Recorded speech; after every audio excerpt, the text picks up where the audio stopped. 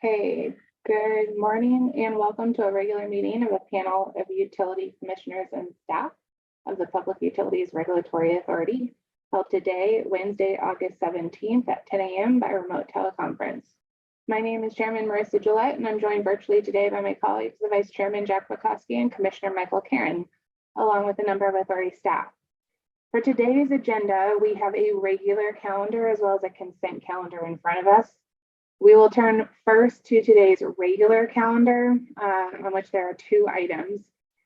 We will begin with docket number 220103, PURA's annual review of the rate adjustment mechanisms of the Connecticut Light and Power Company. I'll turn to Attorney Tiffany Tisler on behalf of authority staff to present the final decision for the commissioner's consideration, please. Thank you, Chairman. Good morning to the commissioners. In this annual proceeding, commonly called the Rate Adjustment Mechanisms Proceeding, or RAM, the authority performs a prudency review of the actual revenues and approved expenses from the prior calendar year for RAM components, and it approves rate adjustments associated with such prudency review effective September 1st of the current year. This prudency review commences each year after the issuance of the interim decision in this docket, setting rates effective May 1st of the current year. This year, the authority issued an interim decision on April 13th, 2022, adjusting rates for several of the RAM components. In the second portion of the proceeding, the authority reviewed the 2021 revenues and expenses for the generation service charge, the bypassable federally mandated congestion charge, the non-bypassable federally mandated congestion charge, the transmission adjustment charge, the systems benefit charge, the electric system improvements charge, the competitive transition assessment charge, and the revenue decoupling mechanism. In this decision, the authority accepts, subject to modifications, the company's 2021 actual revenues and expenses and resulting over and under recoveries for these RAM components for the 12-month period ending December 31st, 2021. Most notably, in this decision, the authority makes the following modifications. The authority removes $1.638 million from the GSE for deferral to the authority's review of the COVID-19 regulatory asset.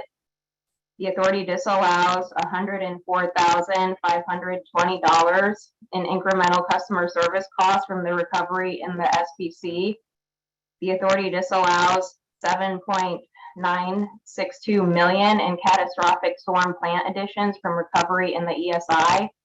And the authority disallows the reversal of $384,472 of revenues from late payment charges in the RDM. The authority also finds that further adjustments to the MBFMCC and ESI for the period September 1st, 2022 to April 30th, 2023 are necessary and in accordance with the principles enumerated in Connecticut General Statute, Section 16-19E, subsection A 4 through 5. For the MBFMCC, due to a substantial $210 million net benefit from the Millstone and Seabrook power purchase agreements in 2022, the authority is directing the elimination of the remaining amortization schedule on the 2020 MBFMCC under recovery, which currently stands at approximately $60 million. This eliminates the additional carrying charges for ratepayers and allows the company to recover this COVID-19 related under recovery sooner than anticipated. Additionally, due to the Millstone and Seabrook net benefit, the authority directs the company to set the MBFMCC rate to 0 cents per kilowatt hour effective September 1st, thereby eliminating the MBFMCC charge for ratepayers effective through April 30th, 2023. It's currently at 1.25 cents per kilowatt hour, so it will be reduced to 0 cents per kilowatt hour. Additionally, for the ESI, the authority is directing the company to adjust the rate to credit customers for the disallowed catastrophic storm plant additions, which were incorporated into rates from May 1st through August 31st of this year. The authority is directing Eversource to maintain the TAC, SBC, CTA, and RDM rates in effect as of May 1st, 2022 through April 30th, 2023. And finally, in this decision, the authority is providing Eversource with further direction relating to modifications in future RAM filings.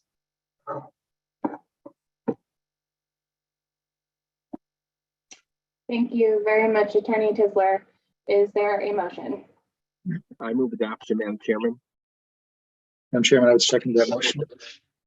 Thank you. The decision has been regularly moved and seconded. Are there any questions or comments?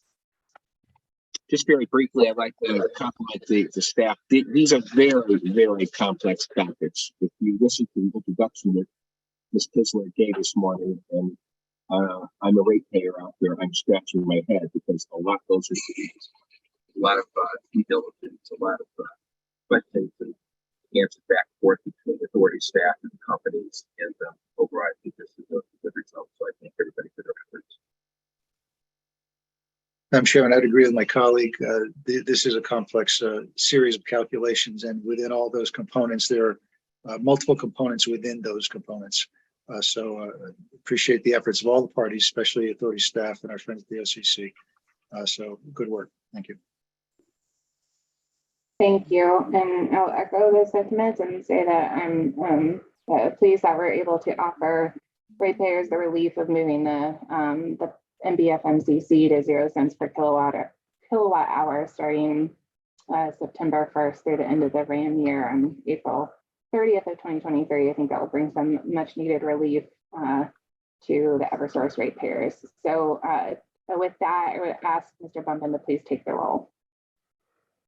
Chairman Gillette, Yes. Vice Chairman Bukowski, Yes. Commissioner Karen, Yes. Thank you. The decision has been adopted.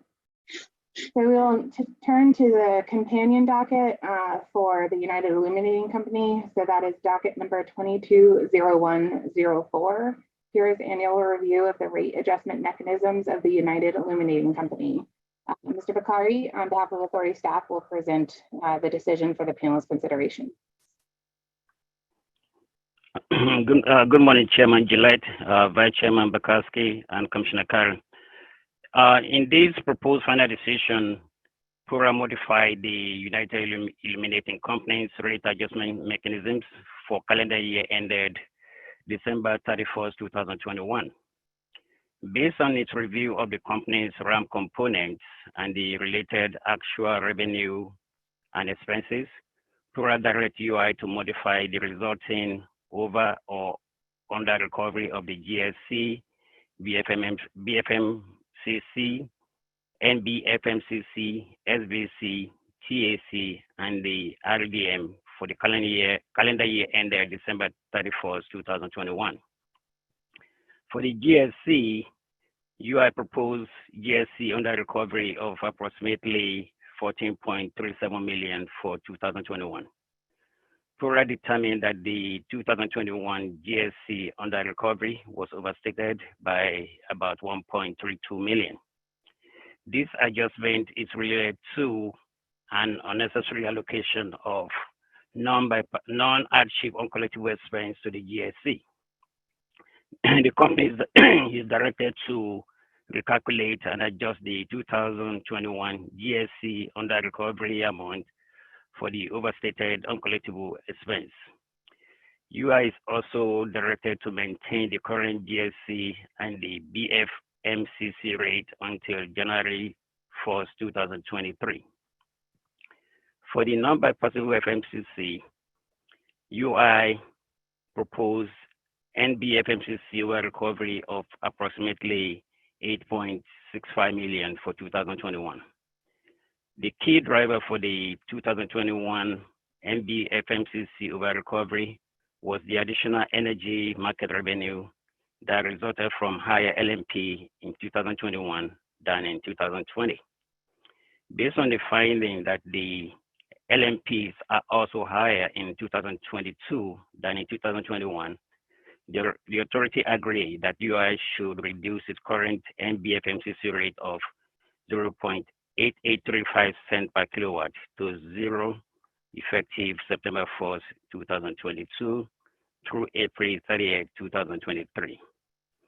The authority also directs UI to include $150,295 of energy storage solution program costs requested by the Connecticut Green Bank in the 2022 MBFMTC expenses.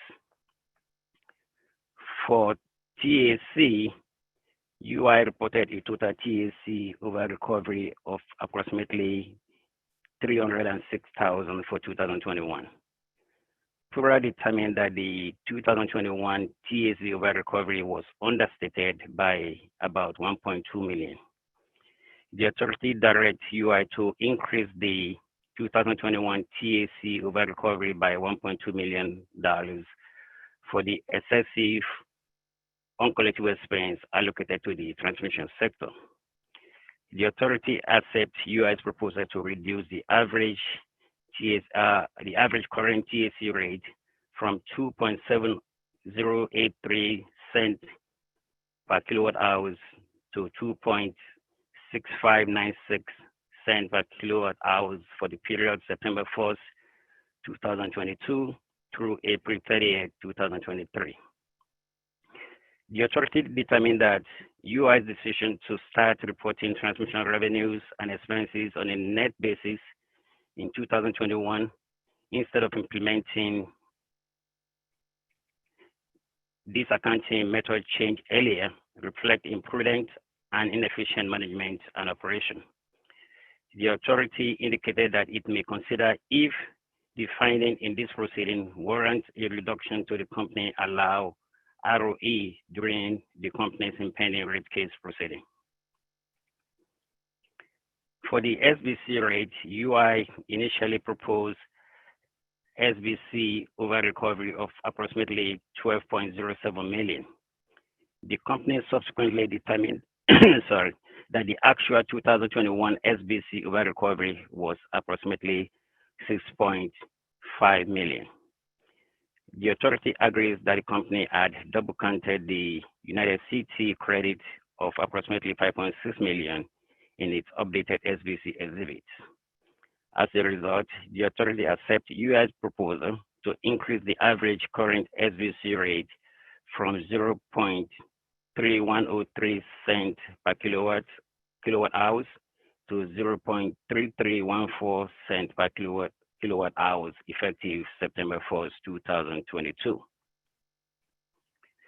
The authority finds that UI's presentation of evidence was both deficient and the cause of mistakes and complications associated with the calculation of the 2021 SBC over recovery amount.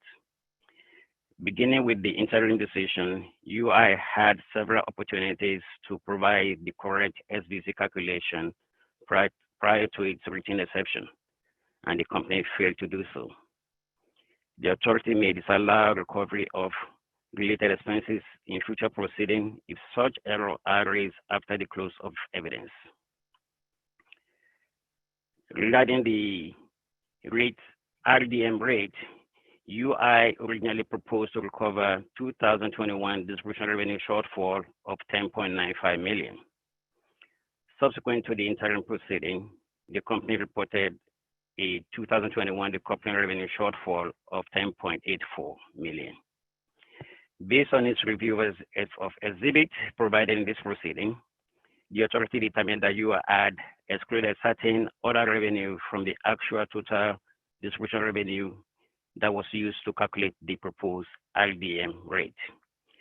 Specifically, UI excluded a total other revenue of 5.92 million from the RDM calculation. PURA directs UI to revise its RDM rate effective September 1st, 2022 to recover 2021 distribution revenue shortfall of $4.92 million. The proposed final decision contains 10 orders based on the discussion therein. I recommend the PDF to the Commissioner for approval. Thank you, Mr. Bakari. Is there a motion? I move adoption, Madam Chairman. Second, Madam Chair.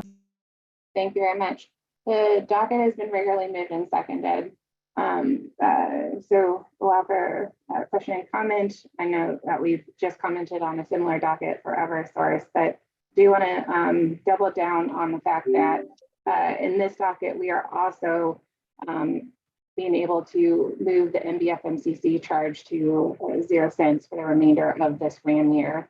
I think the foresight of the Lamont administration to invest in the Millstone resource has, through this decision, shown that it proved very fortuitous for Connecticut ratepayers, and I am pleased that we're going to be able to provide relief to both UI and Eversource ratepayers effective September 1st because of the performance of the Millstone, the Seabrook assets. So I want to thank staff for their work on this docket and for the Eversource docket, and we'll see if my colleagues have anything further. I think you said it very well, Madam Chairman. Certainly the timing of this could not be better, given the fact that people's air conditioners are certainly cranking this summer and their electric bills are going up. So this is going to be bringing forth some much needed great relief. And again, as you already said, kudos to the staff and OCC and all involved for a fair and balanced decision. People don't come to our hearings. They don't realize the hours and time and effort that goes into these decisions. It's not just something that we just rubber stamp. We spend days and weeks to make sure we come up with the right decision and something that will be beneficial to ratepayers. Thank you. And Madam Chairman, if I may, from this commissioner's perspective, I think for many of us on the authority, this was a disappointing proceeding. And this is a difficult decision, unfortunately. And the authority takes no joy in some of the findings that we provided here in this final decision. I mean, this is the second, this is one of 2 dockets in the past few weeks where we've been asked to reopen the record. And I think the authority gives ample amount of time for the parties who come to us to provide the evidence and the record they need for what they need and for what we have to analyze and come through. And maybe it's not quite well known, but the authority has some members with schedules, not just commissioners, but all members of our staff who have schedules that go out a number of months, in fact, and to constantly change record schedules to accommodate parties who should already be prepared is just, it's to not create an emergency on our part when somebody else makes a mistake. So I think we've said this before. Please provide us with what you need to come up with a decision that you think is helpful to your shareholders, your employees, but also for the ratepayers of Connecticut, as well as all the people and the parties and the interveners that work on these things. With that, Madam Chairman, I'm going to support the decision and appreciate the effort of the staff. And again, all the parties for their efforts that they put into this. Thanks. Thank you. Appreciate those remarks. So this decision has been regularly moved and seconded, and I will ask Mr. Bumpin to please take the roll. Chairman Gillette, Yes. Vice Chairman Bukowski, Yes. Commissioner Karen, Yes. Thank you. The decision has been adopted. That concludes our regular calendar today. We're going to move to our consent calendar, on which there are 7 items. Is there a motion with respect to the consent calendar, please? Yes, Madam Chairman, I move in adoption of today's consent calendar, items 1 through 7. Second. Thank you. The consent calendar has been regularly moved and seconded. Mr. Bumpin, please take the roll. Chairman Gillette, Yes. Vice Chairman Bukowski, Yes. Commissioner Karen, Yes. Thank you. The consent calendar has been adopted in full. That brings us to the end of today's regular meeting agenda. We are going to adjourn for today. We will reconvene next Wednesday, August 24th at 10 a.m., also by remote teleconference for the next regular meeting of the authority. Thank you and have a great day.